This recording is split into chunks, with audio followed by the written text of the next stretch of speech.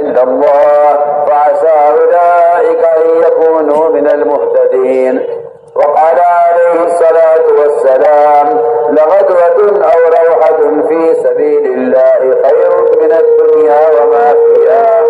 وقال عليه الصلاة والسلام من رأى منكم منكرا فليغيره بيده فإن لم يستطع فبلسانه فإن لم يستطع فبقلبه وذلك أضعف الإيمان. وقال عليه الصلاة والسلام من قال لا إله إلا الله مخلصا دخل الجنة. قيل وما إخلاصها؟ قال أن تحجزه عن محارم الله أو كما قال عليه الصلاة والسلام.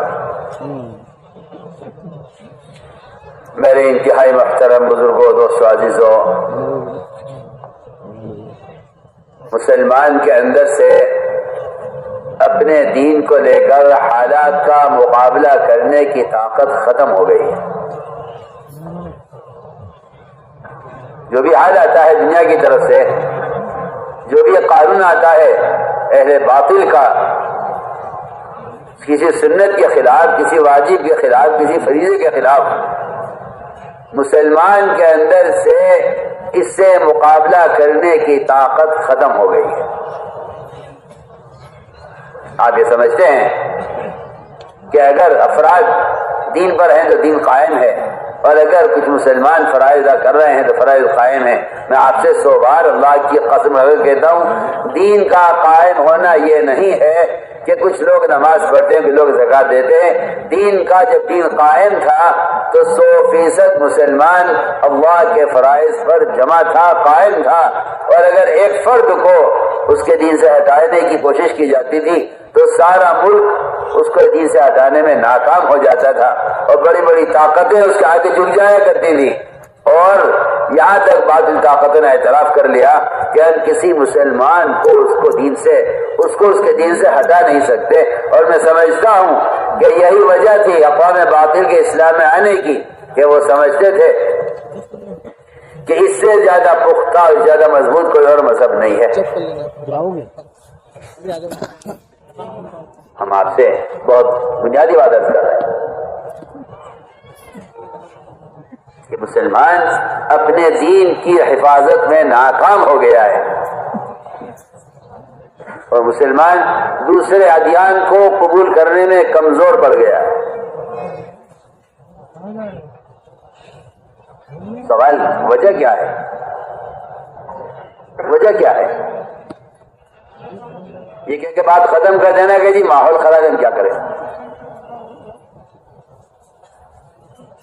یہ کوئی عذر نہیں ہے، اور اللہ کے یہاں بھی عذر نہیں ہے. اللہ کے یہاں بھی عذر نہیں ہے جی ماحول خراب ہے میں کیا کرتا.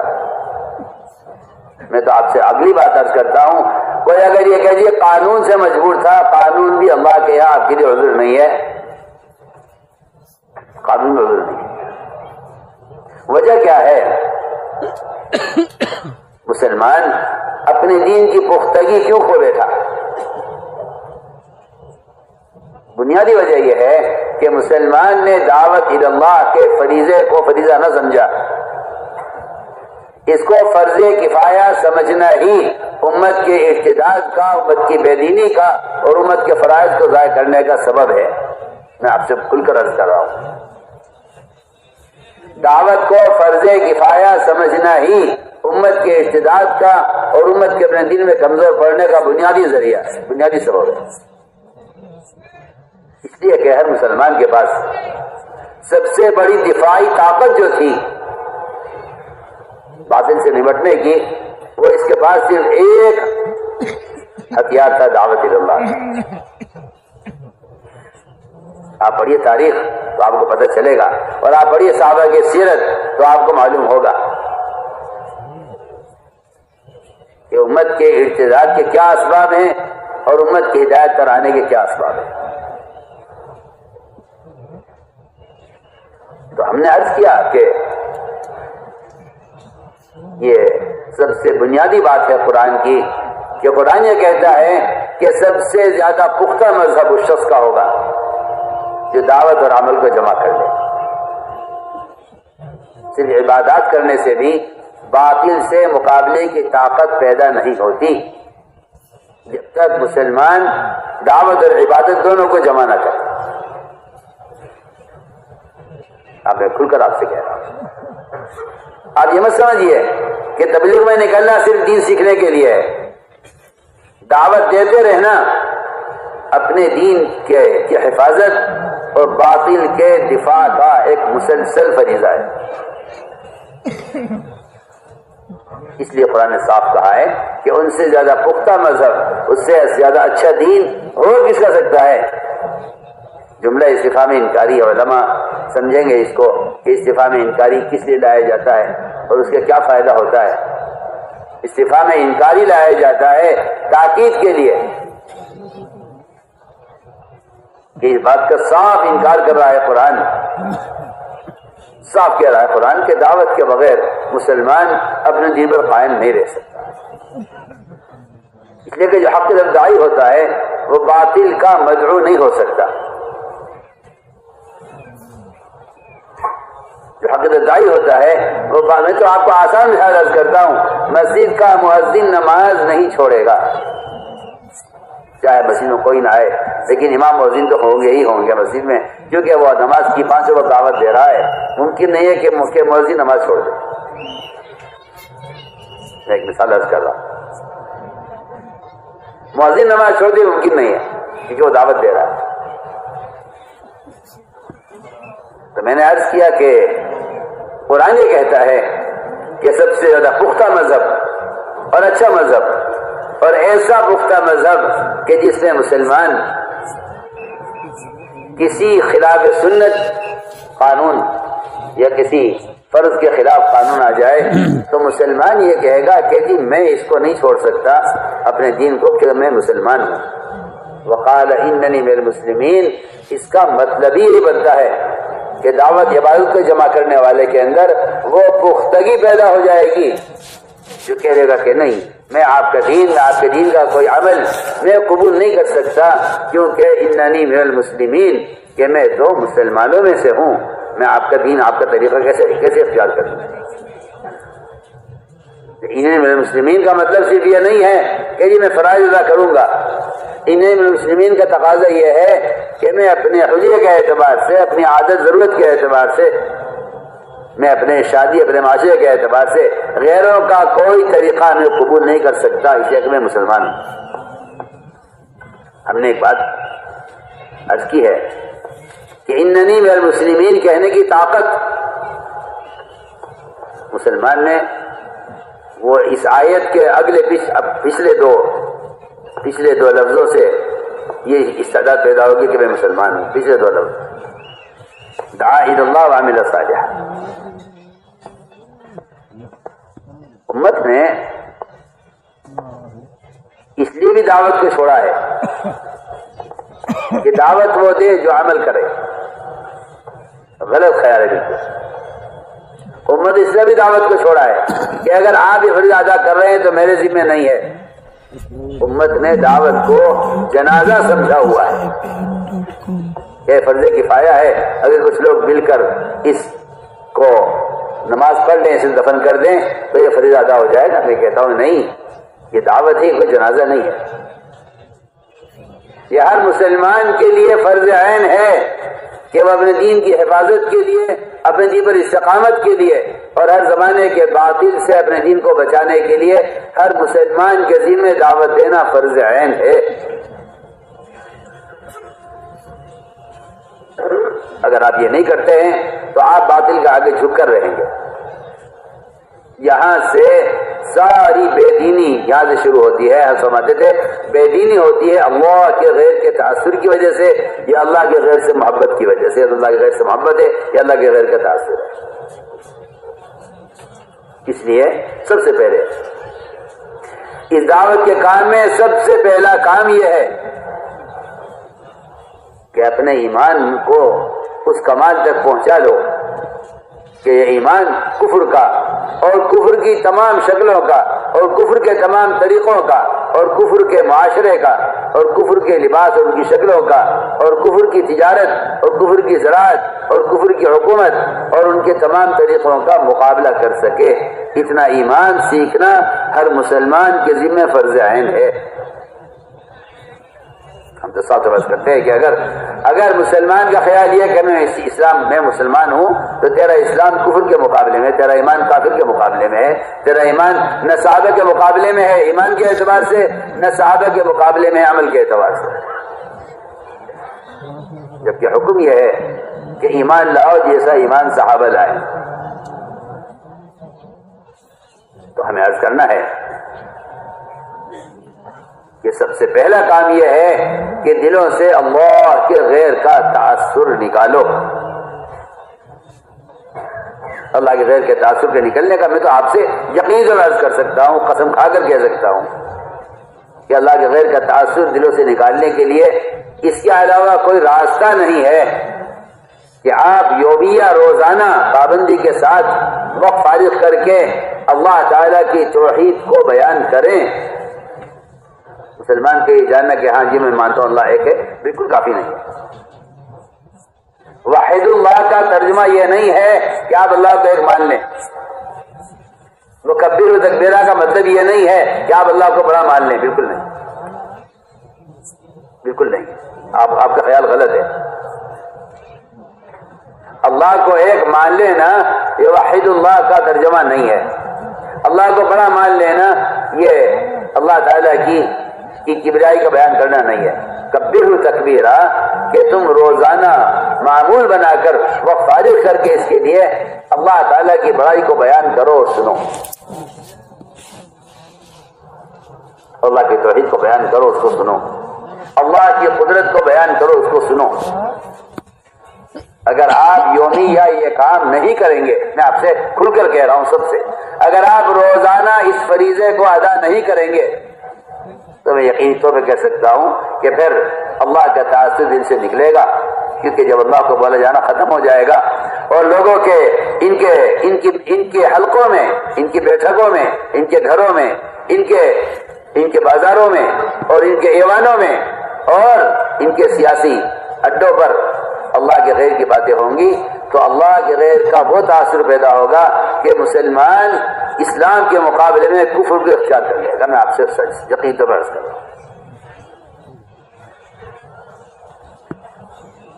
یہ جو میں کہہ رہا ہوں یہ کوئی معمولی بات نہیں ہے، میں قسم کھا کر کہہ سکتا ہوں اگر مسلمان دعوت پر نہیں ہے تو وہ ارتداد کے خطرے میں ہے۔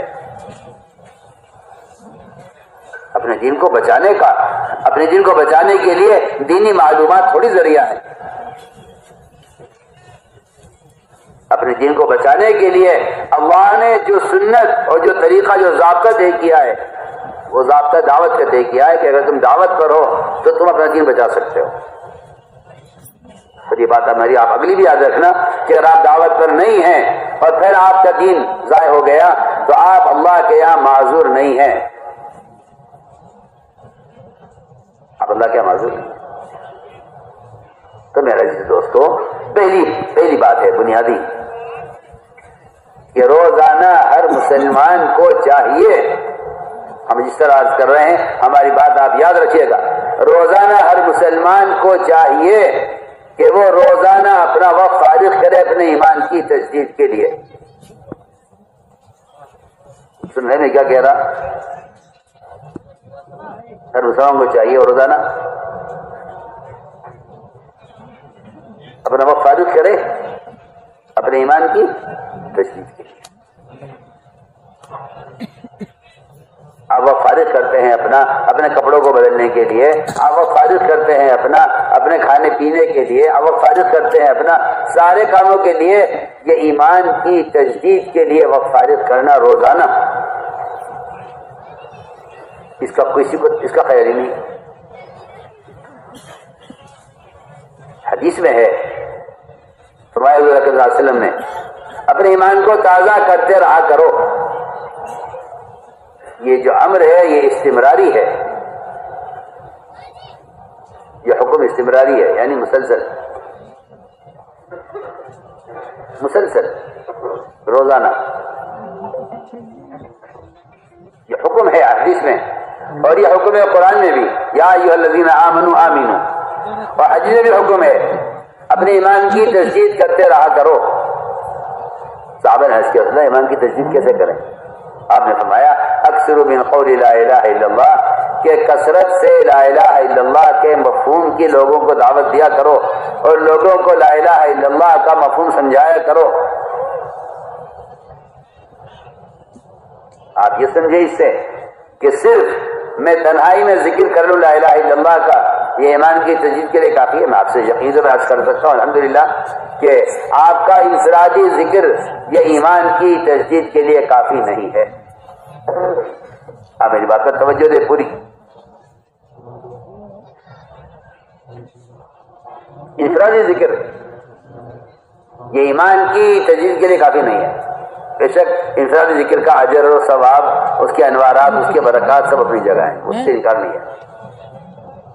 سوال ہے ایمان کو تازہ کرنے کا. وہ جب ہوگا جب آپ دوسروں کو اللہ کی یاد دلائیں اور آپ دوسروں کو قرآن پڑھ کر اللہ تعالیٰ کی یاد دلائیں. اس سے ایمان میں بھی زیادتی بھی ہوگی اور اس سے دلوں کا جلا بھی ہوگا. میں قرآن کی آیت کا ترجمہ کر رہا ہوں. ویسے بھی نہیں آتا، میں بھی نہیں آتا. اذا تلیت علیہم آیاتہ زادتہم ایمانا اذا ذکر اللہ وجلت قلوبہم. دونوں لفظ ایسے علماء اس کو زیادہ سمجھیں گے کہ یہ تعدیہ کا معنی دے رہا ہے. اذا ذکر اللہ، جب دوسروں کو اللہ کی یاد دلائی جاتی ہے، جب دوسروں کو قرآن پڑھ کر سنایا جاتا ہے تو دلوں میں جلا ہوتا ہے اور ایمان میں زیادتی ہوتی ہے. ہماری بات ہم بہت اہم بات عرض کر رہے ہیں. یہ کوئی خیالی تنظیم نہیں ہے کہ آدمی سے کر لے، یہ ایمان کی تکمیل کی تحریک ہے. ہلو، اس دعوت تبلیغ کے نام سے جو عالم میں کام ہو رہا ہے وہ اپنے ایمان کی تکمیل کی تحریک ہے. بول. ہلو، ہر مسلمان کو چاہیے کہ وہ یومیہ میں اپنا وقت فارغ کرے اپنے ایمان کی تجدید کے لیے. میں تو آپ سے کھل کر کہہ رہا ہوں. اشکال آپ کو اس لیے ہے کہ آپ کو حقیقت حال معلوم نہیں ہے. اشکال اس لیے ہے. ہلو ہلو، کیونکہ حکم دیا آپ سے نے صحابہ کو ایمان کی تجدید کا کہ اپنے ایمان کو تازہ کرتے رہا کرو. اس زمانے میں ایمان کی تجدید کا خیال لوگوں کو یہ ہوتا ہے کہ اس کا مطلب یہ نعوذ باللہ کوئی مرتد ہو گیا ہو تو اپنی ایمان کی تجدید کر لے. نہیں، یہ مطلب نہیں. ہاں بات مت یہ نہیں آنا پہ میں سنوں میں ایمان کی تجدید کا مطلب یہ ہے کہ اپنے ایمان کو روزانہ تازہ کیا کرو. آدمی اپنی کیاری کو روزانہ پانی دیتا ہے، اس تازہ رکھتا ہے. آدمی اپنے کھیت کو پانی دیتا ہے، اس کو تازہ رکھتا ہے. روزانہ ہر مسلمان کو چاہیے کہ وہ کچھ وقت فارغ کرے اپنے ایمان کی تجدید کے لیے. میں جو کہہ رہا ہوں یہ بہت اہم بات ہے. ہمارے روزانہ کی ملاقاتوں کا، مسجد کی آبادی کا، محنت کا جو اصل تعلق ہے وہ اصل تعلق ایمان کی تجدید سے. اگر آپ کے دل میں ایمان کی تجدید کی اہمیت ہے تو آپ کو دل میں گشت کی اہمیت ہوگی. اور اگر آپ کے دل میں اپنے ایمان کی تجدید کا تقاضا نہیں ہے تو آپ کو گشت کا بھی تقاضا نہیں ہوگا. میں آپ سے کھل کر کہہ رہا ہوں سب سے.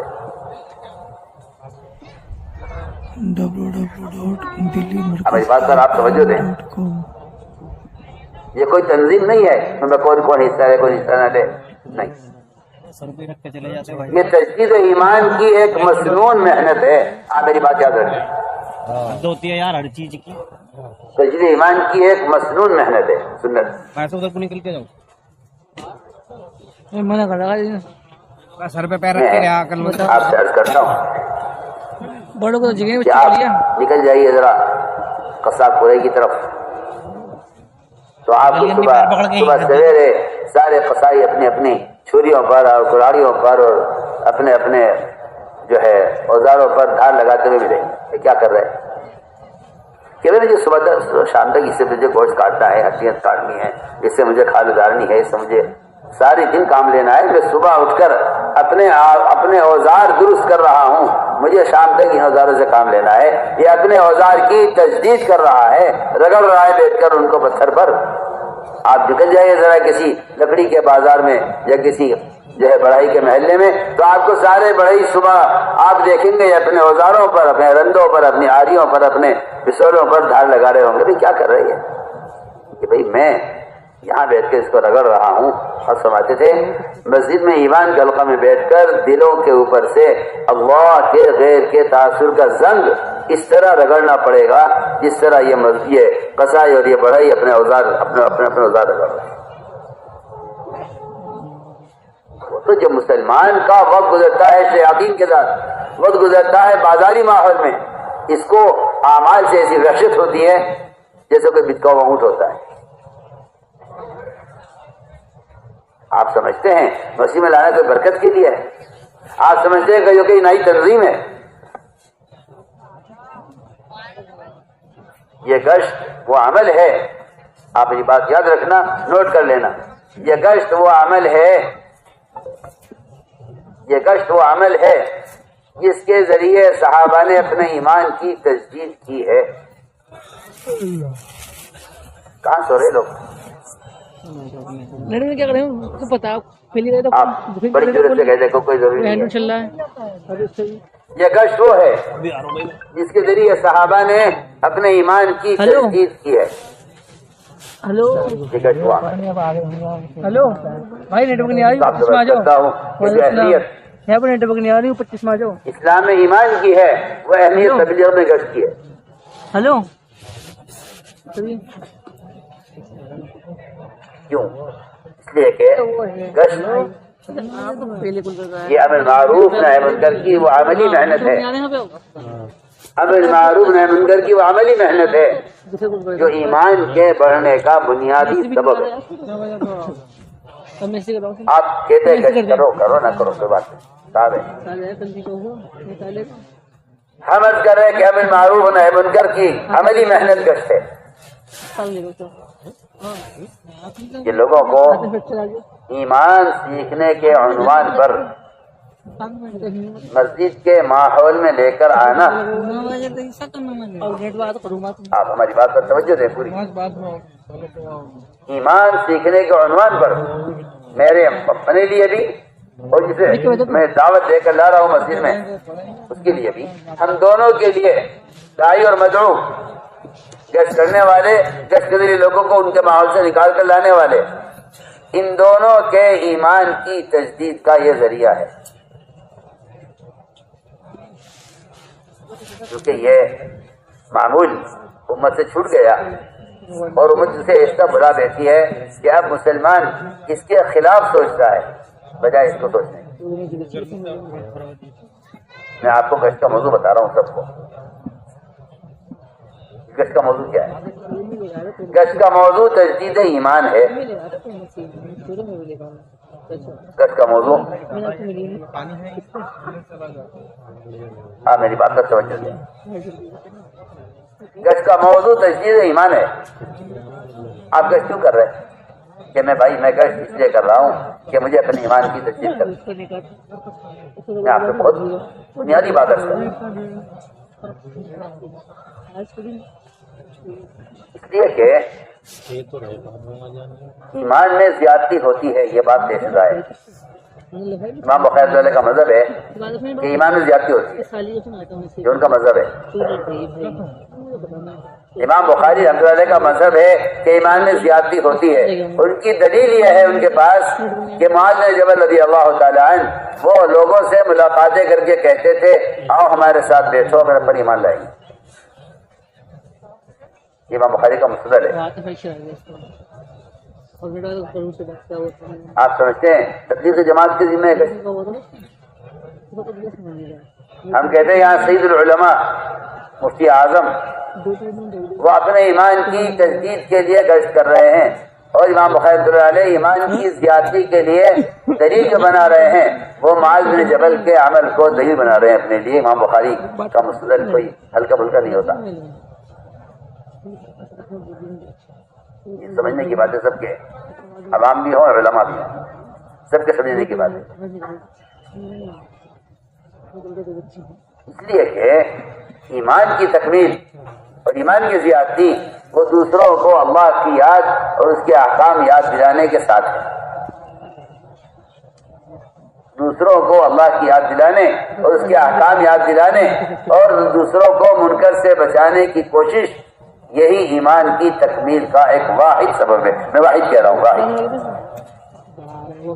واحد سبب. ایمان کی تکمیل کا واحد سبب ہے یہ واحد سبب کہ لوگوں کو نیکی پر آمادہ کرو اور لوگوں کو منکر سے بچانے کی کوشش کرو. یہ ایک واحد سبب ایمان کی تکمیل کا ہے اور ایمان کی تجدید کا ہے. یہ قرآن یہ کہتا ہے تأمرون بالمعروف وتنهون عن المنکر وتؤمنون باللہ. یہ ایمان باللہ کا جو اصل تعلق ہے وہ لوگوں سے ملاقاتیں کر کے, ان کو نماز پر آمادہ کر کے, ان کو ان کے ماحول سے نکال کر اور ان کو منکر سے بچا کر انہیں مشرق میں لے آنا, یہ اس کی ایک عملی محنت ہے. بلکہ صحابہ کرام سے تو یہ ثابت ہے کہ وہ اپنے ایمان کی تجدید کے لیے لوگوں سے ملاقاتیں کرتے تھے. جیسے میں نے عرض کیا عتبہ بن جبل کا عمل, حضرت عمر رضی اللہ تعالیٰ عنہ بازار میں ایک کے دو کے ہاتھ پکڑتے, خوشامد کرتے, ہاتھ پکڑتے لوگوں کے بازار میں حضرت عمر, اور یہ کہتے کہ اٹھو ہمارے ساتھ, چلو ہمارے ساتھ. کیوں؟ عمر پر ایمان لائے. ہم آپ کو اس لیے دلائل عرض کرتے ہیں تاکہ اس کام کو کرنے والا بصیرت پر ہو کہ ہاں بھائی یہ ٹھوس چیز ہے, تو ساری بات نہیں. امر معروف, امر معروف کا فریضہ قلم سے, کتاب سے, موبائل سے, اخبار سے, رسائل سے امر معروف کا فریضہ ادا نہیں ہوتا. اس لیے کہ انسان کے اپنے استعمال کے علاوہ جو بھی شکل ہے وہ شکل علم کی ہو سکتی ہے, لیکن عملی شکل وہ ہے جس کے لیے انسان کا بدن استعمال ہو. نماز کا علم, زکوٰۃ کا علم, روزے کا علم, حج کے طریقہ کا علم. آپ چھاپیے کتابیں, بڑی اچھی بات ہے, لوگ اس سے استفادہ کریں. لیکن امر معروف نہی منکر یہ ایسی بدنی عبادت ہے اور ایسا بدنی فریضہ ہے جو کسی قلم سے, کسی کتاب سے, کسی پمفلیٹ سے, کسی اخبار سے یہ فریضہ ادا نہیں ہوگا. اس فریضے کے لیے تو نماز کی طرح بدن کا استعمال ہی اصل ہے. تو ہم نے عرض کیا کہ میں آپ کو سب سے پہلے گشت, اس گشت کا پہلے نمبر سے, پہلی جمع سے کیا تعلق میں یہ بتانا چاہتا ہوں سب کو. آپ صرف طریقہ کار بتا کر فارغ ہو جاتے ہیں, نہیں, آپ ہر جز کو دیکھیے کہ اس کی اصل کہاں ہے, کہاں سے ہے. کیوں کروں میں گشت؟ جو ضرورت میرے ایمان کی ہے, جو اہمیت میرے ایمان کی ہے, وہ اہمیت گشت کی ہے. میں یہ کہنا چاہتا ہوں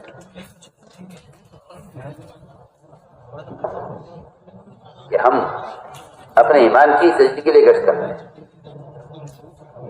اسی لیے ایک نہیں متعدد صحابہ سے بات ثابت ہے کہ وہ لوگوں کو دعوت دے کر مسجد کے ماحول میں اسے لے کر آتے تھے اور کہا کرتے تھے ہم یہ کام اس لیے کرتے ہیں کہ ہمارے امام میں زیادتی ہو. بالکل واضح بات ہے. کیا امام میں زیادتی؟ اللہ کا تاثر پیدا ہونا, اور یہ بات واضح بات ہے کہ اللہ کا تاثر اللہ کے گھر سے ہی تو پیدا ہوگا نا. آپ غور کر لیں, آپ کسی وزیر کی کوٹھی میں یا کسی جو ہے گورنر کے ایوان میں یا کسی حکومت کے دفتر میں چلے جائیں تو وہاں آپ کا اس کے گھر سے اس کا تاثر میں پیدا ہوگا کہ یہ مالدار کا گھر ہے, یہ وزیر کا گھر ہے. کسی فقیر کے جھوپڑے میں جائیں, آپ کے دل میں اس کے فقیر کے جھوپڑے سے اس کے فقر کا دل میں تاثر پیدا ہوگا. جب ایک وزیر کے ایوان میں جانے سے اس کی غذا کا تاثر پیدا ہو سکتا ہے تو اللہ کے گھر میں آنے سے اللہ کا تاثر کیوں نہیں پیدا ہوگا؟ میں ان بیوقوف لوگوں کو بتانا چاہتا ہوں جن کے نزدیک صرف پیغام پہنچا دینے سے تاثر پیدا ہو جاتا ہے. میں آپ سے کھل کر کہتا ہوں کہ حضور اکرم صلی اللہ علیہ وسلم نے بھی جو خطوط بادشاہوں کو بھیجے ہیں ان خطوط کے پھٹنے پر جو عذاب آیا ہے وہ جماعت کے جانے اور خود جا کر دعوت دینے کی وجہ سے آیا ہے، صرف خطوط سے نہیں. سب آپ صلی اللہ علیہ وسلم نے اگر کہیں خط بھیجا بھی ہے بادشاہوں کی ضرورت کی وجہ سے اور ان کے مزاج اور ان کے نظام کی وجہ سے، تو آپ نے خط جماعت کو دے کر بھیجا ہے.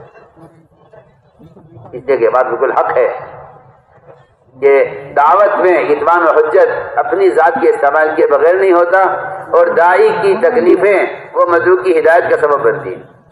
اگر ہدایت مقدر میں ہے تو ہدایت ملے گی، ہلاکت مقدر ہے تو ہلاکت ملے گی. شرط یہ ہے کہ داعی اس کے لیے تکلیف اٹھائے. یہ میں کہا کرتا ہوں کہ ملاقاتوں میں دین کی بات کر کے آ جانا، یہ کنویں میں گرے ہوئے اور گڑھے میں گرے ہوئے آدمی کو نکلنے کی ترغیب دے کر آ جانا ہے، اس سے اس کی جان بچنے والی نہیں. میں آپ کو ایک مثال دے رہا ہوں، آسان مثال ہے. آپ کر لیں ملاقاتیں 2-4 سے، وہ کہہ دیجیے ٹھیک ہے آپ کی بات، آپ نے بات پہنچا دی. آپ مطمئن ہے کہ میں نے بات پہنچا دی، وہ مطمئن ہے کہ ہاں ان کی بات سن لو تھوڑی دیر کھڑے ہو کر. میں آپ سے پوچھتا ہوں جو آدمی کسی گڑھے میں کسی کنویں میں گرا ہوا ہو اور آپ اسے نکلنے کی ترغیب دے کر آ جائیں، کیا اس کی جان بچ جائے گی؟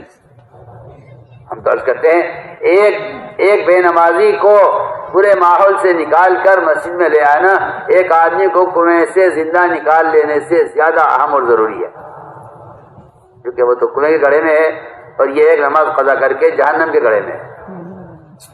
ایک حقوق جہنم میں چلے گا جو آدمی نماز عمدن قضا کرے گا. 2.88 سال.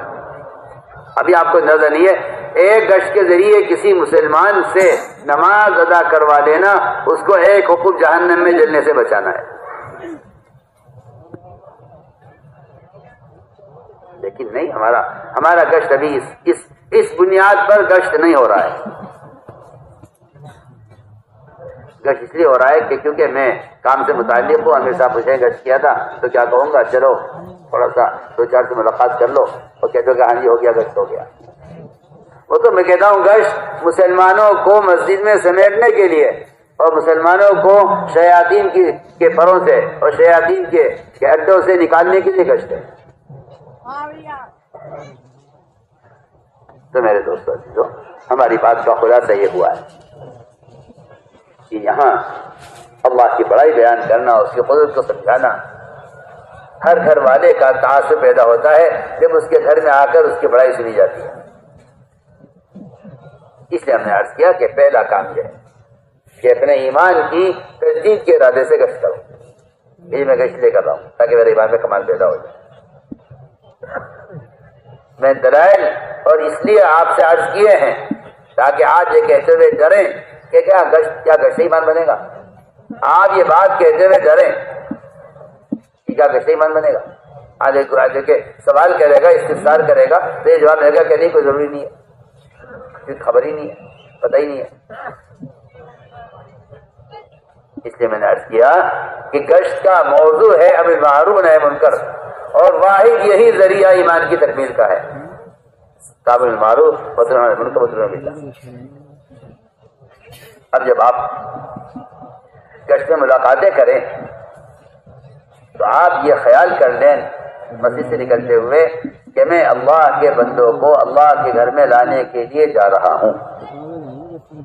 اللہ تعالیٰ آپ کی اس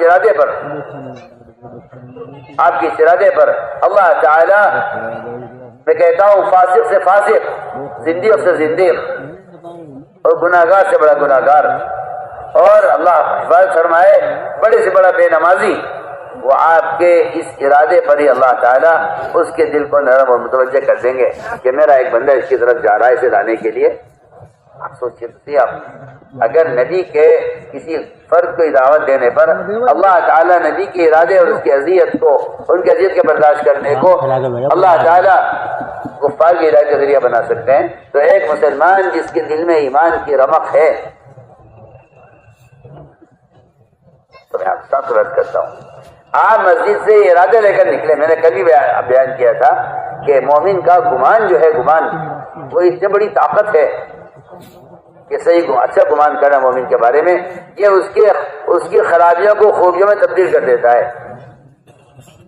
آپ اگر گشت میں اس ارادے سے نکلیں کہ میں مسلمانوں کو نماز کے لیے لانے کے لیے جا رہا ہوں، آپ غور کریں، کسی کا باپ کا بچہ کھویا جائے، باپ اعلان کر دے جو میرے بچے کو مجھ تک پہنچا دے گا وہ صحیح انعامات دوں گا.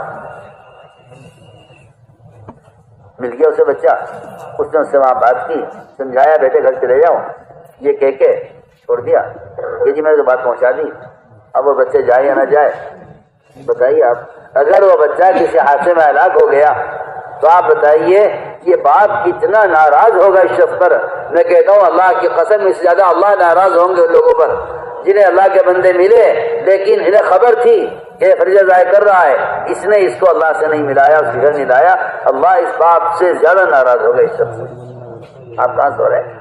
آپ کو بھی خبر ہی نہیں کہ تبلیغ میں گشت کا مقصد کیا ہے. بتائیے آپ سمجھتے ہیں کچھ چکر سے ہے چلایا ہوا کر رہے ہیں لوگ، جو تبلیغی ہے تبلیغی کام کر رہے ہیں، جو نہیں ہے وہ نہیں ہے. کیا بات ہے؟ لیکن اگر آپ اسے باپ تک پہنچا دیں تو وہ باپ اتنا خوش ہو جائے گا کہ وہ بچے کے ملنے پر وہ کہے گا منہ بولا انعام دیتا ہوں، جو زبان سے ہوگا وہ دوں گا. اللہ تعالیٰ کو انبیاء علیہ السلام سے جو محبت ہے اور جو انبیاء علیہ السلام کو اللہ کا قرب ہے، اللہ کی قسم وہ اذیتیں ہیں جو انبیاء علیہ السلام اذیتیں برداشت کرتے ہیں اللہ کے کھوئے ہوئے بندوں کو اللہ تک پہنچانے کے. یہ تھا جس کو آپ نے ملاقاتوں کا عنوان بنا دیا. اصل میں اللہ کے بندوں کو اللہ کے گھر سے جوڑنا ہے، اس کا موضوع، اس کا عنوان. جو مسجد میں آ گیا وہ اللہ کے گھر میں آ گیا. ہمارے فرماتے تھے تم کسی طرح اسے مسجد میں داخل کر دو. میں نے اللہ سے طے کیا ہوا ہے کہ اللہ جو تیرے گھر میں آئے تو اس کو ہدایت دیے بغیر واپس نہ کر.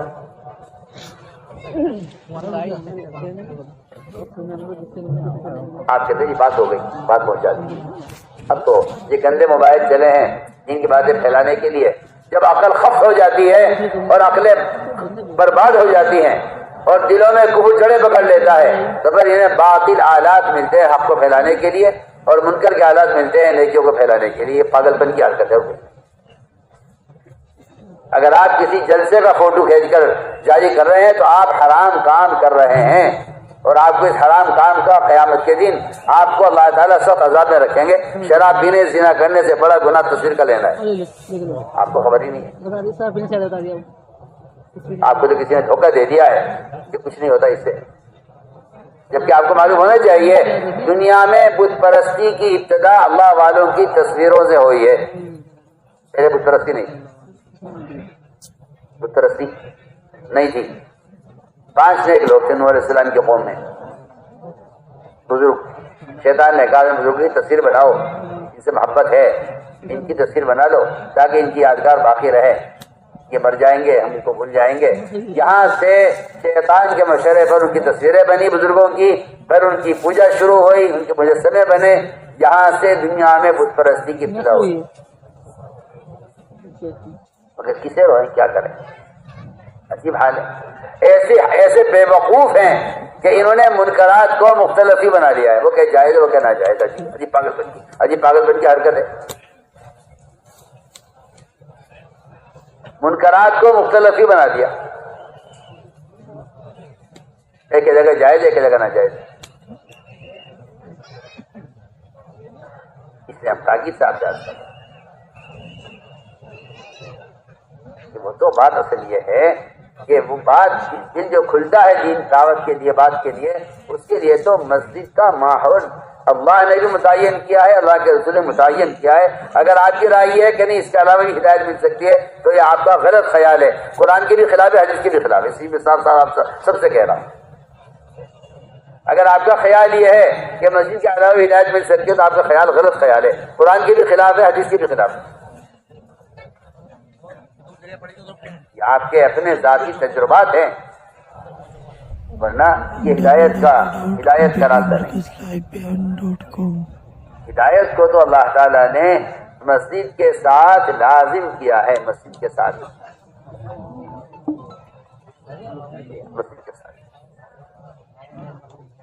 ایک نہیں سینکڑوں واقعات ہیں۔ حضرت طفیل رضی اللہ تعالیٰ نے مسجد سے باہر کان بند کر لیے تھے، روئی سے ان کی بات سننا نہیں چاہتا، ان کی بات میں سننا نہیں چاہتا، اتنا انہیں آپ صلی اللہ علیہ وسلم کے دین سے اور آپ کی بات سے اتنی نفرت اور اتنا خوف تھا۔ خود کہتے ہیں میں نے آپ کو تلاش کیا، آپ مسجد میں تھے، میں مسجد میں آیا، جیسے ہی میں نے مسجد میں قدم رکھا میرے دل میں اندر سے کہا طفیل ان کی بات سننی چاہیے۔ فرماتے میں نے کان سے روئی نکالی اور آپ کی بات سنی، اور سنتے ہی آپ کی بات کو قبول کیا، اور اس فرد نے 80 خاندانوں کو دین میں داخل کیا ہے۔ 80 خاندان ایک فرد نے، جبکہ نوح علیہ السلام کی 9.5 سال کی محنت میں 80 افراد اسلام میں داخل ہوئے، ان کی چند سال کی محنت سے 80 خاندان اسلام میں داخل ہوئے۔ آپ مسجد کا ماحول میں لا کر بات کرنے کو معمولی چیز سمجھتے ہیں؟ میں بات کر چکا ہوں، کسی کو دعوت دے کر مسجد میں لے آنا، یہ تو کھوئے ہوئے کو باپ سے ملا دینا یا گھر لے آنا، یا اللہ کے بندوں کو اللہ سے ملا دینا ہے۔ اس لیے میرے دوست تو سمجھ لو اچھی طرح، یہ نہیں کہ ہاں کسی بھی طرح دعوت دے دو، میں تو ضرورت کرتا ہوں کہ نہیں، ایک طریقہ تربیت ہے، ایک طریقہ تربیت محمد صلی اللہ علیہ وسلم کا، ہم اس طریقہ تربیت کو عالم میں قائم کرنا چاہتے ہیں اور امت کو واپس لے جانا چاہتے ہیں اس طریقہ تعلیم و تربیت کی طرف جو محمد صلی اللہ علیہ وسلم کے زمانے کا تھا۔ اللہ تعالیٰ جزائے خیر عطا فرمائے۔ مولانا ابوالحسن علی ندوی رحمۃ اللہ علیہ کو وہ یہ فرما گئے ہیں کہ یہ مسلمان جتنا پیچھے جائے گا صحابہ کے طریقوں کی طرف، یہ ہدایت کی طرف جائے گا اور عزت کی طرف جائے گا، اور یہ ان فتوحات کی طرف جائے گا جو فتوحات دور صحابہ میں ہوئی۔ دنیا کی ہلاکت اس کے آگے بڑھنے میں ہے، اور مومن کے لیے ہدایت اور مومن کے لیے عزت اس کے پیچھے کی طرف ہٹنے میں ہے کہ صحابہ کے طریقوں کی طرف واپس جائیں۔ اس لیے میں آپ سے عرض کرنا چاہتا ہوں کہ اصل چیز یہ ہے کہ کسی طرح مسلمان مسجد میں آئے، مسجد میں آ گیا ہے تو میں آپ سے عرض کرتا ہوں کہ میں عرض کر چکا کہ مسجد میں ایمان کا حلقہ، یہاں اللہ کی بڑائی کے تذکرے، اس کی وحدانیت کے تذکرے، امت نے اللہ کو بولنا بھی چھوڑ دیا، سننا بھی چھوڑ دیا،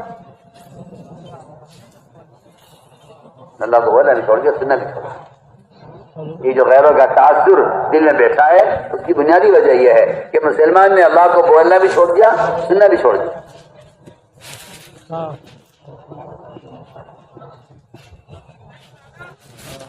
دوسرا ایمان کے بعد دوسرا فریضہ نماز کا ہے۔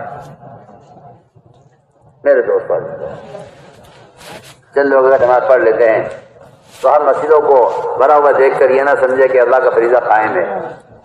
100% مسلمانوں کا نماز پر جمع ہونا یہ اسلام کے فریضے کا قائم ہونا ہے۔ اس لیے کہ نماز کا قائم کرنا، نماز پڑھنے کو نہیں کہتے، صرف نماز کا قائم کرنا، نماز کو امت میں رائج کرنا اور کوئی بے نمازی نہ رہے اس کی کوشش کرنا، یہ نماز کا قائم ہونا ہے، یہ نماز قائم ہے۔ اس طرح ہمیں اس کی کوشش کرنی ہے کہ ہمارے محلوں میں، ہماری آبادیوں میں کوئی ایک فرد بھی بے نمازی نہ رہے۔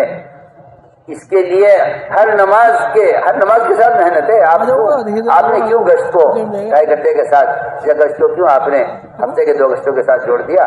میں آپ سے بہت ہماری ایسا کی بات عرض کر رہا ہوں ہر دو نمازوں کے درمیان کوشش کرنا کتنی آسان بات ہے.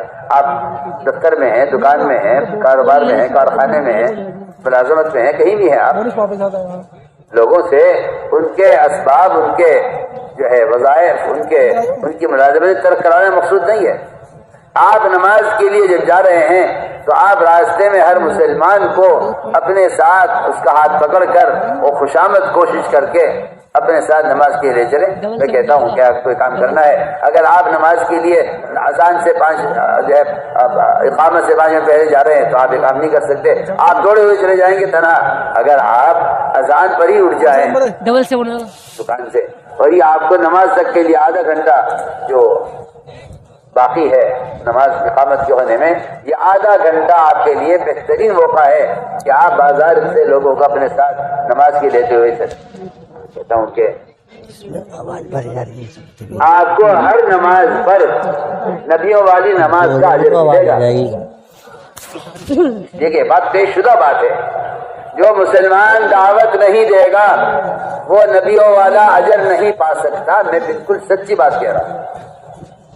اگر انبیاء والا اجر چاہیے تو اس کے لیے انبیاء والی محنت چاہیے، اگر صحابہ والا اجر چاہیے اس کے لیے صحابہ والی محنت چاہیے.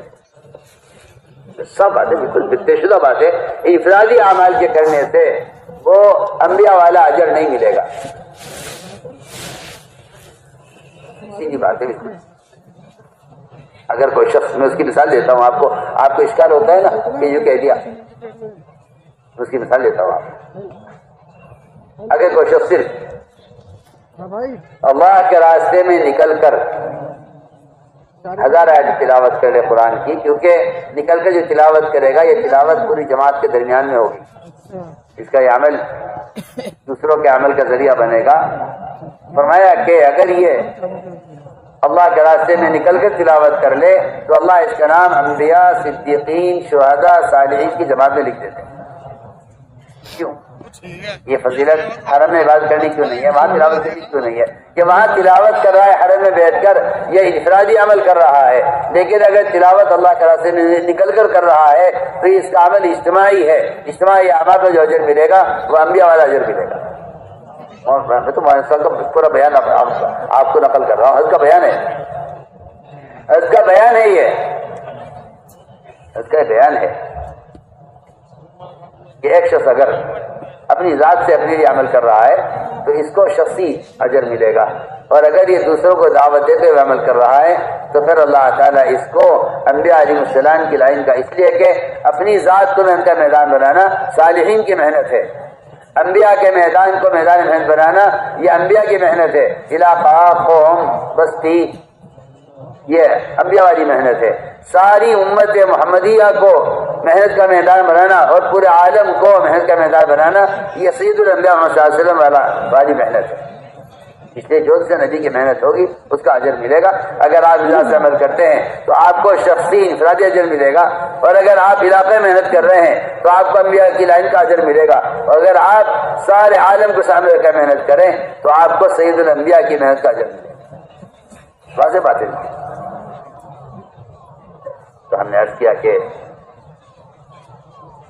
ایک شخص سے آپ نے نماز ادا کرا لی، آپ نے ایک آدمی کو اس سے نماز ادا کرا کر آپ نے اس کو ایک حقوق جہنم میں جلنے سے بچا لیا.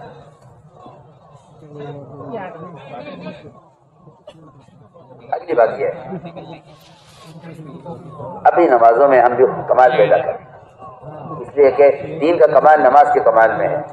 جب نماز بگاڑی جاتی ہے تو نماز بگڑی ہوئی نماز سے بندہ اللہ سے دور ہوتا چلا جاتا ہے، اور اللہ سے دوری یہی بے دینی کا اصل سبب. بے دینی کہتے ہی اس کو ہے کہ بندہ اللہ سے دور ہو جائے. کافر اللہ سے دور ہے، جتنا کافر اللہ سے دور ہے کیونکہ بندہ جتنا بے دین ہوتا جائے گا اتنا کفر کے قریب ہوتا جائے گا، اللہ سے دور ہوتا جائے گا. یہ کافر اللہ سے دور ہے. جتنا مسلمان سنت کے اتباع پر اور اللہ کے احکام کے پورا کرنے پر آئے گا مسلمان اللہ کے قریب ہوتا چلا جائے گا. یا بلکہ یہاں تک آتا ہے روایتوں میں کہ نوافل کے ذریعے بندہ اللہ کے اتنا قریب ہو جاتا ہے اللہ فرماتے ہیں مخلص کے اعضا بن جاتا ہوں. اس لیے بھی نمازوں میں کمال پیدا کرو. جماعت میں نکلنے کی بڑی غرض یہ ہے، جماعت میں نکلنے کی بڑی غرض یہ ہے کہ میں اپنی نماز میں کمال پیدا کرنا چاہتا ہوں، اس لیے شاہ میں گھر سے نکلنا چاہتا ہوں، کاروبار کی مشغولی، گھر کے تقاضے، دن بھر کی تکان کے بعد سو جاتا ہوں، تہجد کی عادت نہیں رہی، نوافل کی عادت نہیں رہی، فرائض بھی بعض مرتبہ گھر کے تقاضے، دکان کے تقاضے ضائع ہو جاتے ہیں۔ میں 4 مہینے اسباب چھوڑ کر اللہ کے راستے میں رہنا چاہتا ہوں تاکہ مجھے نماز کی، نوافل کی اور تہجد کی اوابین کی عادت ہو جائے۔ سنیے نا، آپ تو یہ سمجھتے ہیں کہ جماعت وہ نکلے، آپ سمجھتے ہیں جماعت میں وہ شخص نکلے جس کو نماز آتی نہیں ہے۔ اور میں آپ سے عرض کروں، بہت کام کی بات، عمر رضی اللہ تعالیٰ عنہ صحابہ کو جماعت میں نکالتے یہ کہہ کر کہ مدینے سے باہر نکلو، اپنے وطن چھوڑ کر باہر نکلو جماعت میں تاکہ تمہاری نمازوں میں کمال پیدا ہو جائے۔ بتائیے آپ کے پاس کیا جواب ہے صحابہ کو؟ آج ہم میں سے کس کی نماز صحابہ کی نماز جیسی ہوگی؟ سوچیے تو صحیح۔ عمر رضی اللہ تعالیٰ عنہ صحابہ کو یہ کہہ کر جماعت میں نکال رہے مدینے سے۔ آج کل کے بیچارے نہ انجان لوگ، نہ واقف، وہ تو یہ سمجھتے ہیں بھائی صحابہ تو کافروں سے لڑنے کے لیے نکلتے تھے، پتہ نہیں کیا عنوان بنایا لڑنے کا۔ جبکہ عمر رضی اللہ تعالیٰ عنہ صحابہ کی جماعت بنا کر روانہ کر رہے مدینے سے، اور یہ کہہ رہے میں تو اس لیے نکال رہا ہوں تاکہ تمہاری نماز میں کمال پیدا ہو جائے۔ بتائیے آج اگر کہہ دو تو اشکال ہوتا ہے لوگوں کو۔ تو ہم نے عرض کیا کہ نکلنے کی بڑی غرض یہ ہے کہ دنیاوی تقاضے کی وجہ سے آدمی تھک جاتا ہے اور مال کے کمانے اور مال کی زیادتی کے شوق میں آدمی اپنے آپ کو تھکا دیتا ہے، پھر عمل کی طاقت رہتی نہیں ہے۔ اس لیے فرمایا کچھ وقت کے لیے اسباب کی دنیا سے نکلو اور 24 گھنٹے عمل کے ماحول میں رہو۔ میرے دوستو عزیزو، جس طرح انڈے مرغی کے پروں میں رہنے سے ان میں حیات پیدا ہو جاتی ہے، 22 دن مرغی انڈے چاہتی ہے، 22 دن 25 دن اپنے پروں میں رکھنے کے لیے تاکہ اسے بچے پیدا ہوں۔ آپ بتائیے 4 مہینے اللہ کے راستے میں نکل کر فرشتوں کے پروں میں رہنے سے ہدایت ہمارے دلوں میں کیوں نہیں اترے گی؟ جب ایک جانور کے پیدا ہونے کے لیے سنڈے ان کو 22 دن چاہیے، 25 دن چاہیے اپنی مرغی کے پروں کی تاثیر سے اور اس کی گرماہٹ سے اس میں بچے پیدا ہو رہے ہیں، تو میں سمجھتا ہوں اللہ نے مرغی کو عبادت کے لیے پیدا نہیں کیا، اللہ نے انسان کو عبادت کے لیے پیدا کیا۔ اس میں عبادت کا ذوق اور اس کا شوق اور اس کی استعداد فرشتوں کے ساتھ رہے بغیر کیسے پیدا ہو سکتی ہے؟ جو آدمی 24 گھنٹے شیاطین کے ساتھ رہ رہے ہیں، ہم کیسے امید کر سکتے ہیں کہ نماز بھی پڑھیں گے، سچ بھی بولیں گے، زکات بھی دیں گے، روزہ بھی رکھیں گے؟ کیسے کہہ سکتے ہیں میرے دوست؟ اس لیے ہم عرض کرتے ہیں کہ نکلنے کی بڑی غرض یہ ہے کہ ہماری نماز میں کمال پیدا ہو جائے، یہ بڑی غرض ہے نکلنے کی۔ اس لیے کہ جس طرح ایک آدمی مہینہ 2 مہینہ علاج فرمائے اسپتال میں رہتا ہے علاج کے لیے، وہاں ساری دوائیں غذا وقت پر ملتی ہے، ڈاکٹر بار بار آ کر دیکھتے ہیں، اس طرح انسان کی جسمانی صحت کے لیے اسپتال کا ماحول ہے، اس طرح مسلمان کی ایمان اور دین کی صحت کے لیے اور عمل کی اصلاح کے پیدا ہونے کے لیے مسجد کا ماحول ہے۔ آپ دیکھ لیجیے حضور اکرم صلی اللہ علیہ وسلم کا طریقہ تعلیم یہی تھا، آپ کا طریقہ تربیت یہی تھا۔ آپ جو آج کوئی کہتا ہے کہ اس سے کیا ہوتا ہے، وہ میں کہتا ہوں کہ حدیث کا انکار کرتا ہے، اور کیا ہے اس کے پاس؟ وہ جاہل ہے جو یہ کہتا ہے کیا مسجد ہدایت ملے گی، کیا مسجد لانا ضروری ہے؟ جاہل ہے، تو خبر ہی نہیں ہے کہ سیرت میں تربیت کا طریقہ کیا ہے اور اساتذہ کا معمول کیا ہے۔ وقت ثقیف آیا، نماز نہیں پڑھیں گے، زکات نہیں دیں گے، روزہ نہیں رکھیں گے، جہاد نہیں کریں گے، 3 سال تک ہمارا بت اسی طرح رہے گا، اپنے بت کو ہم نہیں توڑیں گے۔ بلکہ انہوں نے یہ کہا کہ ہمارے بتوں پر جو چڑھائے جاتے ہیں وہ ہماری آمدنی ہے کفر کے زمانے کی، ابھی وہ چلتی رہے گی کچھ عرصہ۔ فرمایا کہ نہیں، اس کی تو کوئی گنجائش نہیں ہے۔ یہ ان کی شرائط تھی، ہم مسلمانوں کے رہیں گے۔ جس طرح مجھے معاف کرے، آج کے مسلمان کا خیال ہے، جو آج کے مسلمان کا خیال ہے کہ قومیت کا اسلام کافی ہے ہمارے لیے، یہ اپنے آپ کو مسلمان قوم سمجھتے ہیں۔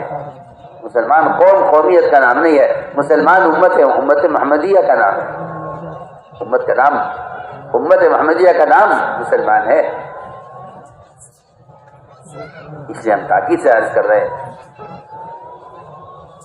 کہ آپ نے حضرت ثقیف کو مسجد میں ٹھہرایا، فرائض کا انکار کر رہے تھے. جب عمل کے ماحول میں رہے تو سارے عمل کی سزا پیدا ہو گئی. تو میں آپ نے زکات بھی دیں گے، جہاد بھی کریں گے، یہ روزے بھی رکھیں گے، یہ سارے اعمال کریں گے، انہیں مسجد میں رکھو. خیمہ لگوایا مسجد میں آپ صلی اللہ علیہ وسلم نے. مسجد میں رہنا بذات خود مطلوب ہے، مسجد میں رہنا بذات خود عبادت ہے، مسجد میں رہنا اللہ تعالیٰ کے قرب میں رہنا ہے. ظاہر بات ہے آپ کسی گھر میں جائیں گے تو صاحب خانہ کے قریب تو رہیں گے نا. گھر کس کے ہیں؟ یہ اللہ کے. جب اللہ کے گھر ہیں تو پھر اللہ کے گھر میں رہنے والا اللہ کے قریب رہے گا نا. اس سے میں نے تاکید سے عرض کیا ہے کہ ہم اس بات کی پوری کوشش کریں، خروج میں ہو یا اپنے مقام پر، ہم اس بات کی پوری کوشش کریں کہ ہم ہر فرد کو دعوت دے کر اسے مسجد کے ماحول میں لے کر آئیں اور یہاں لا کر بات سمجھائیں. اس لیے کہ سنت یہ ہے کہ تشکیل کی جگہ اصل مسجد ہے. ہم صاحب فرماتے تھے تم گھروں میں تشکیل کرو گے، گھر کے سارے تقاضے سامنے ہیں، چھٹا بک رہی ہے، دیوی عمل سے ہے، بچہ بیمار ہے، بہت سارے آزار ہیں، لیکن اگر تم اسے مسجد کے ماحول میں لے آؤ. میں آپ سے کیا عرض کروں، میری بات سمجھ میں آئے گی نہیں آپ کے. جس طرح غزوات میں ملائکہ کے اترنے سے صحابہ کے دلوں میں ہمت اور شجاعت پیدا ہوتی تھی، اس طرح مسجد کے ماحول میں تشکیل کرنے سے فرشتوں کے نزول کی وجہ سے ہمارے ساتھیوں میں ہمت اور شجاعت پیدا ہوگی. آپ تو انکار کریں گے، آپ کو تو حقائق معلوم ہی نہیں ہے نا. آپ تو صاحب کہہ دیں گے کہ نہیں فرشتے کوئی نہیں اترتے تھے. آپ کو تو حدیث سے بھی خبر نہیں ہے، آپ بڑے اپنے آپ کو پڑھا لکھا سمجھتے ہیں. آپ کو تو یہ حدیث بھی معلوم نہیں ہے کہ جہاں بھی حلقہ لگتا ہے ایمان کا یا علم کا یا قرآن کا، فرشتے پروں سے آسمان تک اس کو گھیر لیتا. آپ کو تو اس حدیث کی بھی خبر نہیں ہے، آپ اس قدر انجان ہیں، آپ کو حدیث کی بھی خبر نہیں ہے. آپ انکار کر دیں گے صاحب. کوئی آگے مسئلہ پوچھے گا آپ کہہ دیں گے نہیں ایسا کچھ نہیں ہے، فرشتے کہیں نہیں اترتے. جی ہاں، پتہ ہی نہیں آپ کو. اتنی معمولی حدیثیں آپ کو معلوم نہیں ہیں کہ جہاں حلقہ قائم ہوتا ہے علم و ذکر کا اور ایمان کا، فرشتے دوسرے فرشتوں کو آوازیں دیتے آ جاؤ یہاں آ جاؤ یہاں آ جاؤ، یہاں حلقہ لگا لو یہاں آ جاؤ. یہاں پڑھی آپ حدیث، آپ کو پتہ ہی نہیں آتی. آپ کو تو ہر بات غلو معلوم ہوتی ہے اور اس کا آپ پھٹ سے جواب دے دیتے ہیں. اور میں کیا کہہ رہا ہوں، اس طرح فرشتوں کے غزوات میں نزول سے صحابہ کے دلوں میں سکون، اطمینان اور ہمت پیدا ہوتی ہے. میں آپ سے قسم کھا کر کہہ سکتا ہوں اگر آپ مسیح کے ماحول میں لا کر تشکیل کریں تو آپ کا مجمع بازار اور گھر کے ماحول کے مقابلے میں مسجد کے ماحول میں آپ سینکڑوں قصے ہیں. حضرت علی کو جھنڈا دینا تھا خیبر کے موقع پر، آگے دکھی ہوئی تھی، آپ نے جھنڈا گھر نہیں بھجوایا. حضرت علی انکار کرنے والے نہیں تھے کہ وہ انکار کر دیتے تقاضے کا. آپ نے فرمایا علی کو مسجد میں لے کر آؤ.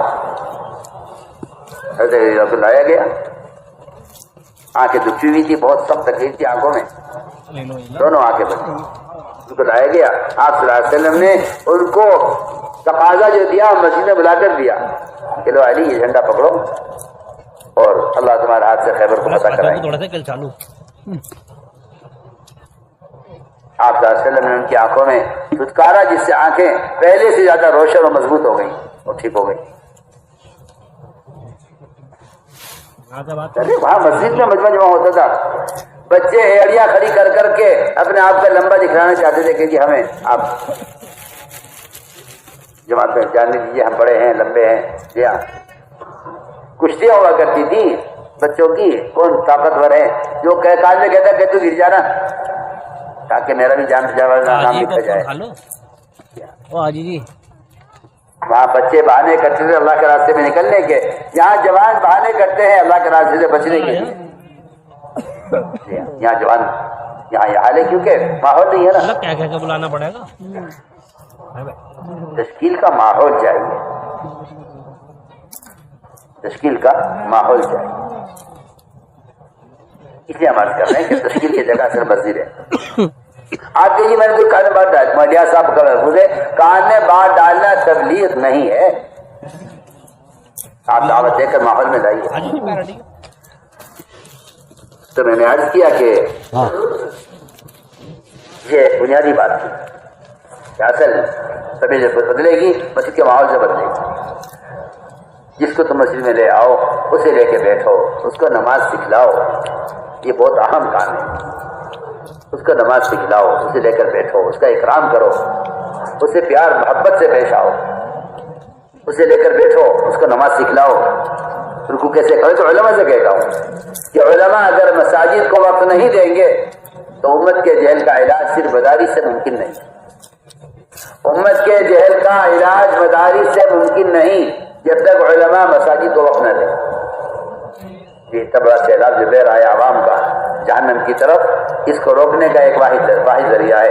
گشتوں کے ذریعے ان کا رخ ہے تو مساجد کی طرف، اور علماء کو چاہیے کہ مسجدوں کو وقت دیں تاکہ ان کے ساتھ بیٹھ کر انہیں غسل کے فرائض سکھلائیں، نماز کا طریقہ بتلائیں، انہیں رکوع سجدہ کرنا سکھلائیں، انہیں وضو کرنا سکھلائیں. یہ مسجدوں کا کام ہے. اس امت کے اس پھیلے ہوئے جو ہے سیلاب کو مسجدوں میں مدارس قائم کیے بغیر ان کے ارتداد کا، ان کی جہالت کا کوئی علاج نہیں ہوتا. تو ہم تاکید سے کہہ رہے ہیں کہ مسجدوں میں مسائل کے حلقے بھی قائم کرو جس طرح فضائل بھی قائم کرتے ہیں. مسجد کو روزانہ 8 گھنٹے دینے کا جو تقاضا ہے علماء کے لیے بھی ہے، عوام کے لیے بھی ہے. مسجد کو روزانہ 8 گھنٹے. میں تو آپ سے 8 گھنٹے کہہ رہا ہوں کیونکہ آپ سوچے میں تاجر ہوں، میں تو ملازم ہوں، میں کیسے دوں گا 8 گھنٹے. میں تو آپ سے 8 گھنٹے کم کر کے کہہ رہا ہوں. آپ کے بیان میں ہے ہر مسلمان سے 12 گھنٹے مسجد کے لیے جاؤ. پڑھیے، آپ کا بیان پڑھیے، آپ کو پتہ چلے گا کام کیا ہے. مطلب کہ 12 گھنٹے تمہیں مسجد سے باہر دیے، اس 12 گھنٹے کی ظلمتوں کو دور کرنے کے لیے 12 گھنٹے مسجد کے لیے جائیں. سوچی نہیں ہے بس، کیونکہ میں تو تاجر ہوں، میں تو ملازم ہوں، میں تو آپ سوچیے تو صحیح. عمر رضی اللہ تعالیٰ عنہ کا معمول تھا آدھا ایک دن مسجد کے لیے، ایک دن کاروبار کے لیے. وہ کاروبار کا دن بھی ایسے نہیں جا کہ کاروبار میں وہ ہوتے ہیں، نمازیں بھی ہیں، مسجد کے تقاضے بھی ہیں، لیکن ایک دن پورا مسجد کے لیے اور دوسرے دن کاروبار کے ساتھ مسجد کے لیے. ان کا ایک ساتھی تھا، ان کے ساتھ جوڑی بنا رکھی تھی کہ ایک دن تو بازار دیکھے گا میں مسجد میں رہوں گا، ایک دن تو مسجد میں رہے گا میں بازار دیکھوں گا. جی ہاں، اب آج کل تو آپ کو کتنے تجارت میں جو ہے پارٹنر ایسے ملیں گے شریک، اس بھی لگا رہے، میں بھی لگا رہا ہوں دنیا کمانے میں. عمر رضی اللہ تعالیٰ عنہ نے یہ اپنی پارٹنر اور اپنے شریک سے کہا تھا کہ دیکھو ہم نے شراکت تجارت میں اس لیے نہیں کی ہے کہ تجارت زیادہ ہو جائے، پیسہ تیرا ہو، محنت میری ہو، محنت میری ہو، پیسہ تیرا ہو. آپ شراکت کی بنیاد صحابہ کے زمانے میں یہ نہیں تھی. صحابہ کے زمانے میں تجارت میں شراکت کی بنیاد یہ تھی کہ پورا ایک دن تو مسجد کو دے گا، پورا ایک دن مسجد کو دے گا. تجھے سنے گا، مجھے سنائے گا، میں جو کماؤں گا تجھے کھلاؤں گا. اس طرح ترتیب چلے گی دونوں کی. میں نے عرض کیا کہ لوگوں سے تجارت، زراعت، ملازمت چھڑوانا تبلیغ کا اصول نہیں ہے. لوگ تبلیغ پر تہمت لگاتے ہیں کہ یہ لوگوں کو بے کاروبار کر دیتے ہیں اور یہ لوگوں کی ملازمت چھڑوا دیتے ہیں، تہمت لگاتے ہیں تبلیغ پر. اور سب فرماتے تھے کہ اسباب کا ترک کرنا مجاہدہ نہیں ہے، تقاضے پر سبب سے نکلنا مجاہدہ ہے. اس کا مقصود ہے اسباب کا ترک کرنا مجاہدہ نہیں، رہبانیت ہے، اور تقاضے پر سبب کو چھوڑنا کہ یہ مجاہدہ ہے. اس لیے میں نے عرض کیا کہ ہم اگر یہ طے کر لیں 8 گھنٹے کمانے کے لیے بہت ہے. میں آپ سے صاف کہتا ہوں کمائی کو زیادہ وقت دینے سے خدا کی قسم 1 پیسے کا اضافہ نہیں ہوتا. اللہ کی قسم 1 پیسے کا اضافہ نہیں ہوتا. جس آدمی کا تقدیر پر ایمان نہیں ہے وہ کہہ سکتا ہے یہ بات کہ ہاں بہت زیادہ لوگ پیسے زیادہ ملیں گے، غلط خیال ہے.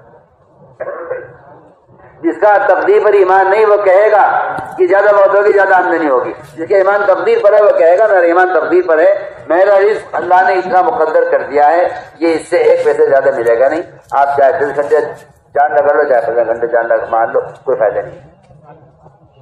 اس لیے ہم کہتے ہیں کہ ہر مسلمان کو چاہیے کہ وہ اپنے وقت کا اپنا نظام بنائے، یہ وقت میرا مسجد کا ہے، یہ وقت میرا بازار کا ہے، یہ وقت میرا دفتر کا ہے، یہ وقت میرا ملازمت کا ہے، اپنے وقت کو تقسیم کرے۔ 8 گھنٹے ہر مسلمان دے سکتا ہے، 8 گھنٹے گھر کے آرام اور راحت کے لیے، 8 گھنٹے دفتر اور کمائی کے لیے، 8 گھنٹے مسجد کے لیے، آسانی سے۔ آپ کو یہ زیادہ اس لیے لگتے ہیں 8 گھنٹے کہ آپ اپنی ذات کے اعتبار سے سوچ رہے ہیں کہ میرا تو مسئلہ ہے صرف، میں کہہ رہا ہوں 8 گھنٹے آپ کو کب لگیں گے جب آپ اس پھیلی ہوئی مسلمانوں کی آبادی کے جس کے 98% مسلمان نماز نہیں پڑھتے، جب آپ ان کو نماز کے لیے جمع کریں گے تو آپ کو 8 گھنٹے کم لگیں گے۔ جب یہ علماء مسجد کو وقت دیں گے اور عوام کے ساتھ بیٹھ کر انہیں غسل کے فرائض معلوم نہیں، انہیں اسلام کے فرائض معلوم نہیں ہے، اس میں آپ لگیں گے تو آپ کو 8 گھنٹے کم معلوم ہوں گے، کہنے 8 گھنٹے کافی نہیں۔ اس لیے ہم عرض کر رہے ہیں کہ اس طرح ہمیں اپنی مسجدوں کو اس طرح اعمال سے آباد رکھنا ہے۔ اللہ کا فضل ہے تو کام اللہ نے آگے بڑھا دیا اپنے فضل سے، 24 گھنٹے مسجد اعمال سے آباد ہیں۔ کتنے صوبے، کتنے ماشاءاللہ ممالک ایسے ہو گئے ہیں، ہم جہاں ملیشیا انڈونیشیا میں ہو کر آئے، ہم نے ان سے کہا، انہوں نے کہتے کام شروع کیا۔ آج اللہ کا فضل ان کے ہاں بعض علاقوں میں 60-70 مسجدیں تک 24 گھنٹے آباد ہیں ہمارے۔ ہم تو نہیں کہتے کہ آپ کاروبار چھوڑیے، ہم آپ سے پوچھتے ہیں یہ اسٹیشن 24 گھنٹے چل رہے ہیں، ایئرپورٹ 24 گھنٹے چل رہے ہیں، اسپتال 24 گھنٹے چل رہے ہیں، عیاشی کے اڈے 24 گھنٹے چل رہے ہیں، کیا ان کو جنات چلا رہے ہیں یا ایک ہی متعین افراد ہے جس کو چلا رہے ہیں؟ کہ نہیں، شفٹیں بنی ہوئی ہیں، اتنے بجے شفٹ ہوتی ہے، شفٹ تبدیل ہوتی ہے، ایک جماعت جا رہی ہوتی ہے، دوسری جماعت آ رہی ہوتی ہے۔ آپ دیکھ لیجئے سارے دنیا کے تمام شعبوں کا اصول یہی ہے، کوئی ایک جگہ ایسی نہیں ہے جہاں کوئی آدمی 24 گھنٹے کام کرتا ہو، کوئی نہیں کرتا۔ 6 گھنٹے کی ڈیوٹی ہے، 5 گھنٹے کی ڈیوٹی ہے، 8 گھنٹے کی ڈیوٹی ہے، جی ہاں، باقی فارغ وقت کے بعد ہم بھی یہ کہتے ہیں کہ جب تم نے کوشش کر کے دنیا کے سارے شعبے شفٹوں میں آباد کر لیے ہیں، تب تم شفٹوں میں مسجد آباد کیوں نہیں کر سکتے؟ کیا کون سا مشکل کام؟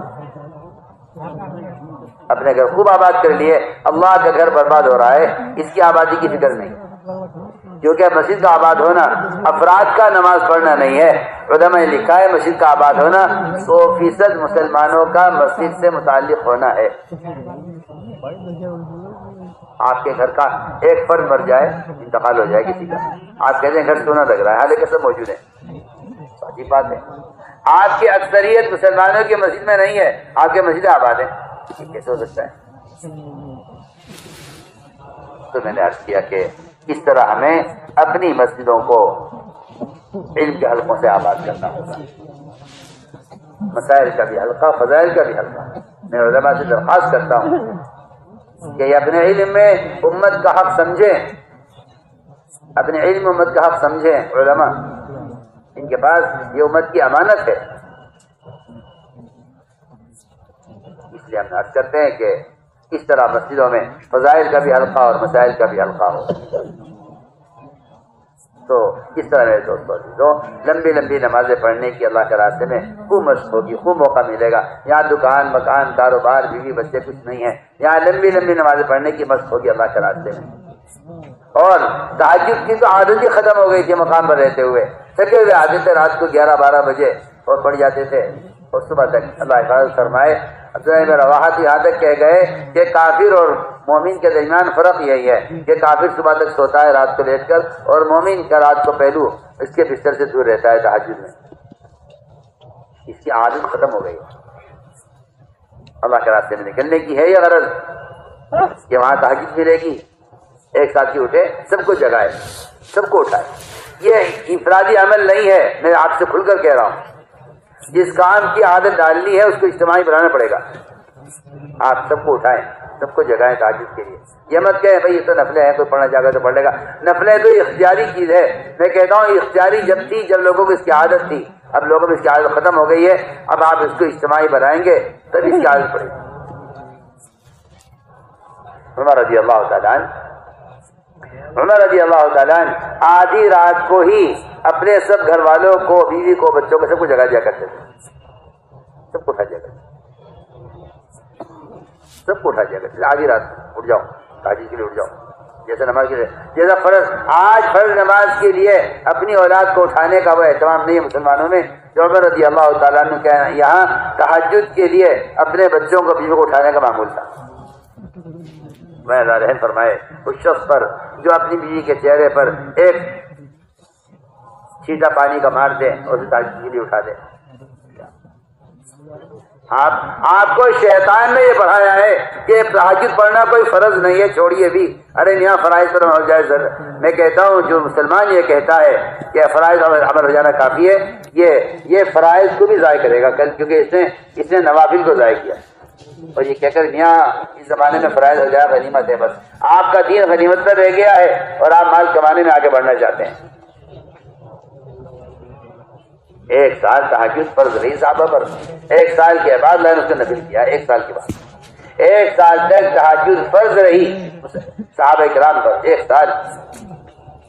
سال کے بعد اللہ نے اس کو نفل کیا۔ اس لیے رات کے قیام کا بہت اہتمام کریں، تہجد کا خوب اہتمام کریں، کیونکہ اللہ تعالیٰ فرماتے ہیں میرا بندہ نوافل تہجد کے ذریعے قریب ہو جاتا ہے مجھ سے، نوافل کے ذریعے کہ میں خود اس کے اعضا بن جاتا ہوں۔ اور دوسری بات یہ بھی ہے کہ ہمارا اللہ کے راستے میں نکلنا اپنے آپ کو گناہوں سے بچانے کی طاقت پیدا کرنے کے لیے ہے۔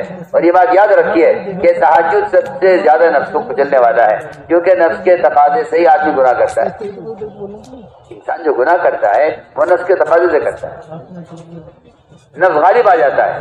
اس نفس کو کچلنے کا تہجد سے بڑا کوئی ذریعہ نہیں۔ اشد وقع فرمایا سب سے زیادہ نفس کو کچلنے والا عمل وہ رات کا قیام ہے۔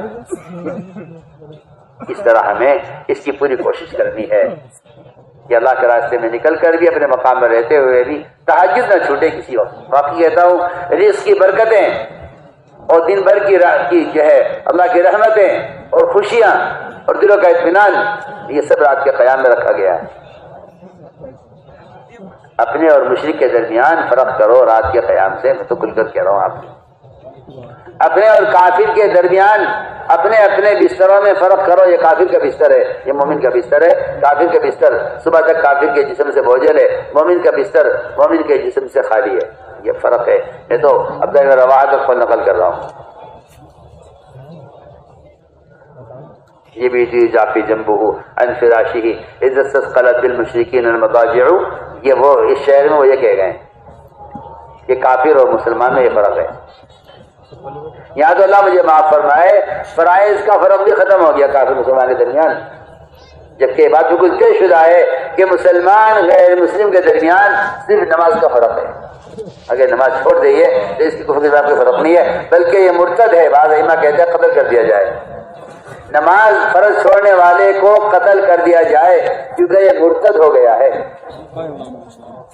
سنیے تو صحیح آپ۔